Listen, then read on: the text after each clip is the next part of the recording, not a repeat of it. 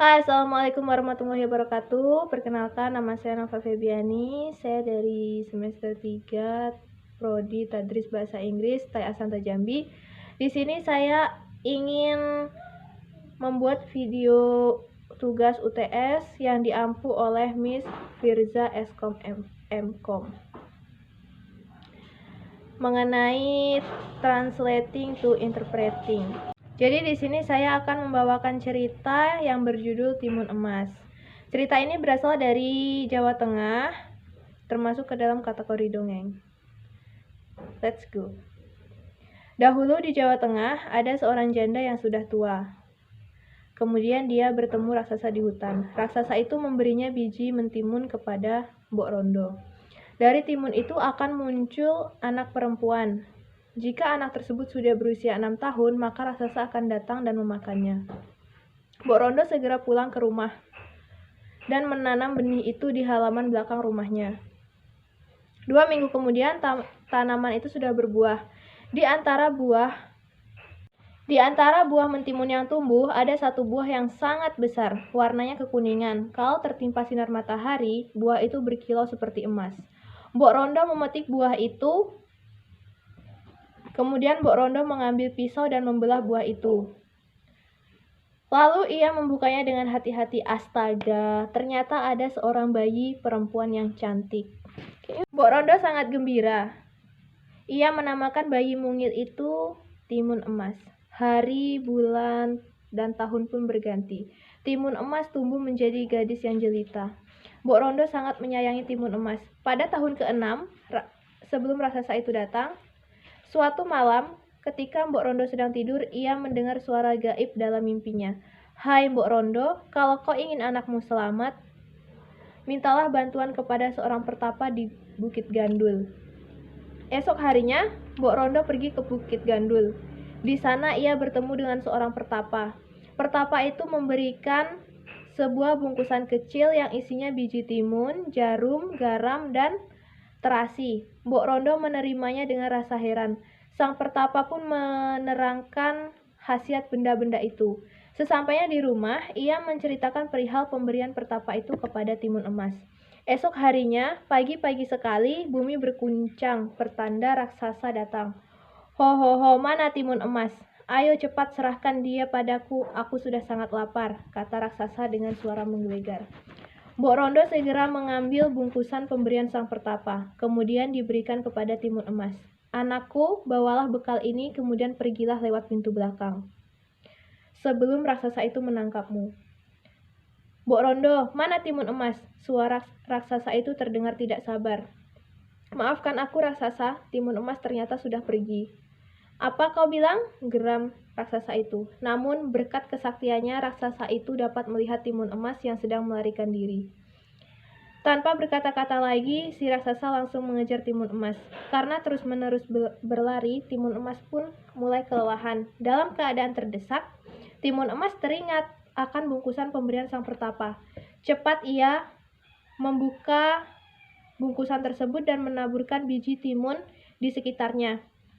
Sungguh ajaib, mentimun itu langsung tumbuh dengan lebat. Buahnya besar-besar. Raksasa itu berhenti ketika melihat buah mentimun terhampar di hadapannya. Dengan rakus ia segera melahap buah yang ada, sampai tak satu pun tersisa.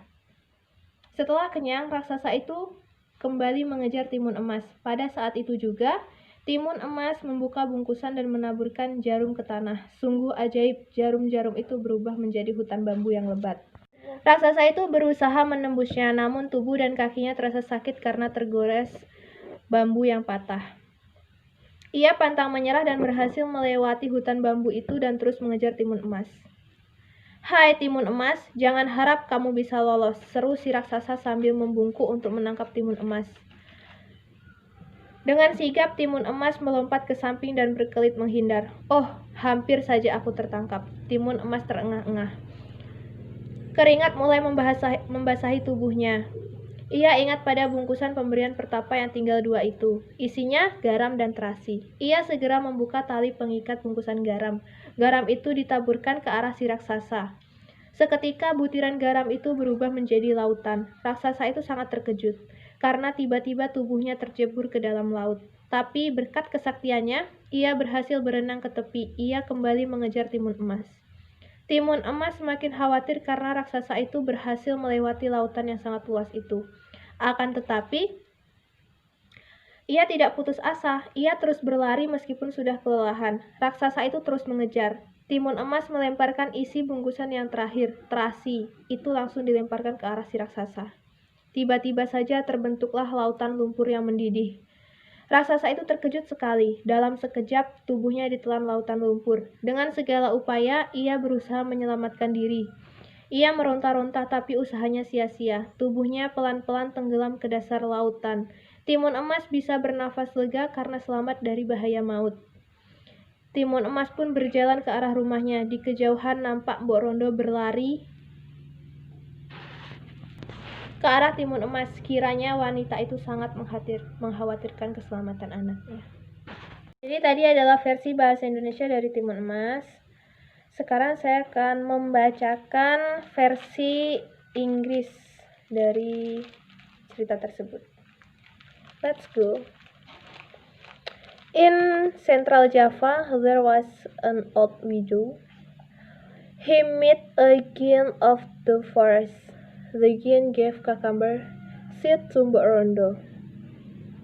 From the cucumber will emerge a girl. When the child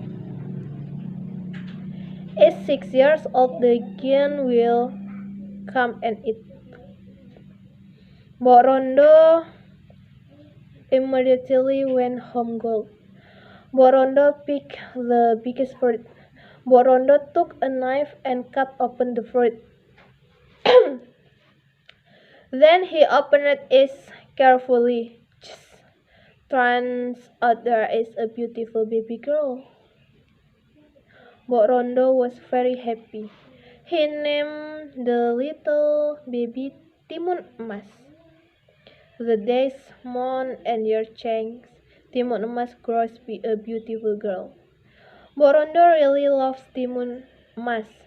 In the 6 years before the giant came, one night, when Mbok Rondo was sleeping, he heard a magical voice in his dream. Hi, Mbok Rondo. Ask for help from a hermit on the Gandul Hill. The next day, Mbok Rondo went to Gandul Hill. There he met a hermit. The hermit gave 4 small packages which contained cucumber seeds, needles, salt, and shrimp paste. Mbok Rondo accepted it with surprise. The hermit explained the properties of this object.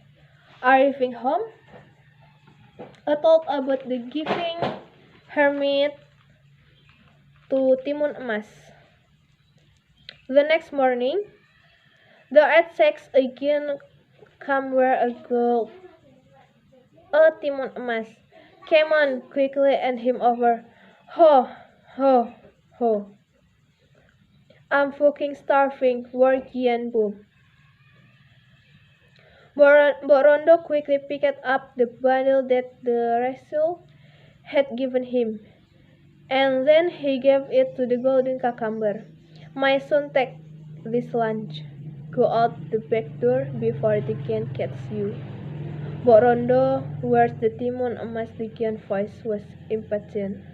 I'm sorry, Gian. The Timun Emas is gone. What did you say? The giant snorted. But thanks to this effect, the giant could see the golden cucumber that was on the run. Without a speechless again, the giant straight after the Timun Emas. The Timun Emas is almost exhausted from its constant running. Desperate, the Timun Emas recalls the bundle that the rascals had given him. Quickly, he spread a cucumber seed around it. How magical! The cucumber immediately grows vigorously. The Huggian fruit poised as it looks at the berries spreading out before him. He voraciously devoured the existing fruit quickly. until there was nothing left. When satisfied, they again went back after the timun emas. At the same time, the timun emas wrapped the bundle and sprinkled the needle on the ground. It was truly miraculous. The needle trod into a dense bamboo forest. They again tried to penetrate him. However, his body and legs hurt from being scarred and stabbed by a broken bamboo. He never gave up and succeeded towards the Giant. Instantly, the South Grand turned into an ocean. The Giant was very surprised because suddenly his body fell into the sea. However, he did not give up. He kept running even though he was tired. The Giant continued to chase Timun Emas. The Timun Emas is growing more and more concerned that the Giant made it across the vast ocean. However, he did not despair. He kept running after himself. The Giant was on the lookout, throwing the last of the famous rice directly at the Giant. Suddenly forming into a sea of boiling mud, the Giant was shocked. In an instant, his body was swallowed up by the ocean mud.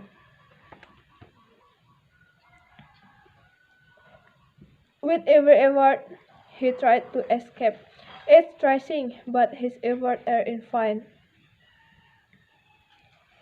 His body slowly sank to the bottom.